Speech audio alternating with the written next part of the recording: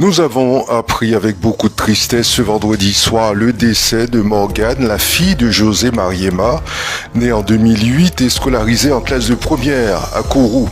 Elle aurait mis fin à ses jours, selon nos sources. Une cellule d'écoute sera mise en place pour ses camarades de classe très éprouvés par cette disparition. Dès lundi matin, annonçait ce soir la direction de l'établissement. Radio Mayuri présente à sa famille toutes ses condoléances. José Mariema, son épouse, des salariés, des médecins prescripteurs ont été interpellés le 19 septembre pour des prescriptions médicales abusives de matériel médical. Ils ont été mis en examen lundi par le juge d'instruction, notamment pour exercice illégal de la profession de pharmacien. Le préjudice pour l'assurance maladie serait de 4 039 514 €. La société Asdom, spécialisée dans la mise à disposition de matériel médical à domicile, avec la complicité de médecins urgentistes du centre hospitalier de Saint-Laurent-du-Maroni, aurait bénéficié de prescriptions abusives permettant d'obtenir des remboursements de la Caisse générale de sécurité sociale, indique le parquet dans un communiqué. L'opération a été menée par l'Office central de lutte contre les atteintes à l'environnement et à la santé publique, le groupe interministériel de recherche, GIR et les gendarmes de Guyane. L'enquête avait été ouverte en 2022 par le parquet de Cayenne et la juridiction interrégionale spécialisée, GIRS, de Fort-de-France avait été saisie ensuite compte tenu de l'importance et de la gravité de l'affaire. Selon le parquet, il apparaissait que bon nombre de patients n'avaient pas bénéficié de traitement à domicile. Cette pratique était généralisée à l'ensemble de la Guyane.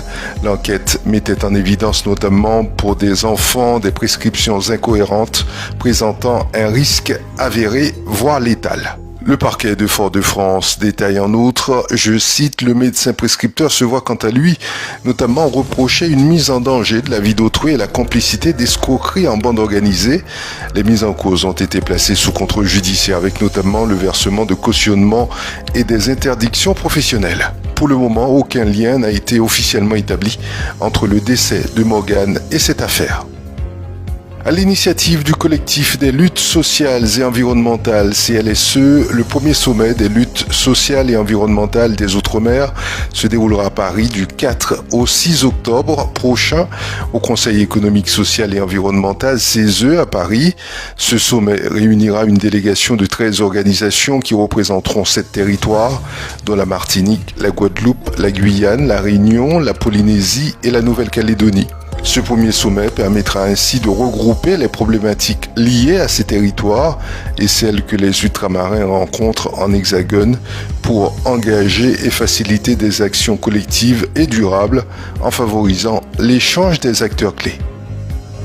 L'autorité des marchés financiers AMF a requis jeudi 3,7 millions d'euros d'amende contre plusieurs mises en cause dans le cadre d'une affaire de manipulation de cours et d'informations trompeuses présumées autour d'un projet aurifère en Guyane. Le gendarme boursier français a demandé respectivement 300 000 et 100 000 euros d'amende contre la société minière au Plata et son ancien PDG Didier Tomagno, ainsi que 1,5 million d'euros chacun contre un fonds d'investissement et son fondateur Pierre Vanineuse. En outre, 300 000 euros ont été requis contre le commissaire aux comptes d'Eau Plata et son cabinet d'audit.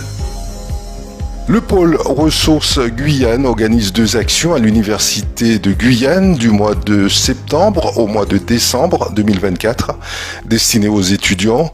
D'une part des permanences, conseils et d'autre part des workshops. Ces interventions visent à apporter aux jeunes des compétences transversales indispensables dans un marché du travail en pleine mutation.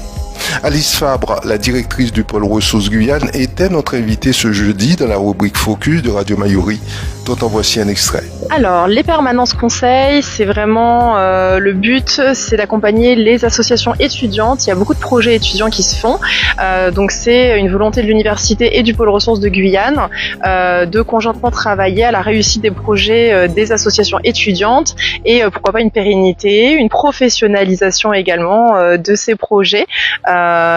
du coup dans le domaine plutôt artistique et culturel, mais voilà, on est sur quelque chose d'assez large, on va dire. Alors en effet, donc on a les permanences et on aura aussi donc des workshops. On aura 10 workshops tout au long de l'année universitaire pour les étudiants avec différentes thématiques. Donc on part de la base, créer une association, la gérer, monter une demande de subvention, etc. Mais on va voir aussi différentes thématiques, notamment gérer son association au niveau du conseil d'administration, fédérer ses bénévoles, trouver aussi les ressources, comme vous le disiez, nécessaires à pérenniser le projet et à le faire.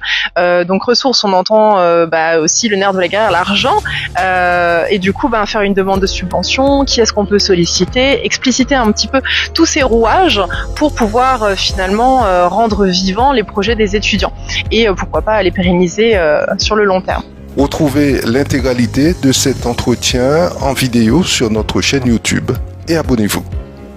Un manteau sacré amérindien Tupinamba en plume d'ibis rouge, vieux près de 4 siècles, est revenu au Brésil, au nouveau musée national de Rio. Après avoir passé plus de 300 ans dans le musée national du Danemark, le retour de cette pièce remarquable d'1,80 m a été salué par la communauté autochtone. Cette restitution historique est le fruit de pressions en Europe qui s'exercent sur nombre de musées du vieux continent et d'une action diplomatique du pouvoir brésilien qui espère récupérer d'autres objets, notamment en France et au Japon. Luiz Inácio Lula da Silva, dit Lula, le président brésilien, y voit les prémices d'une évolution politique plus générale. S'ils ont obtenu un succès symbolique avec le retour du manteau, les Amérindiens sont donc encore loin d'avoir obtenu totalement gain de cause au Brésil. C'est la fin de ce bulletin d'information, je vous remercie de l'avoir suivi. J'aurai le plaisir de vous retrouver demain sur Radio Mayuri.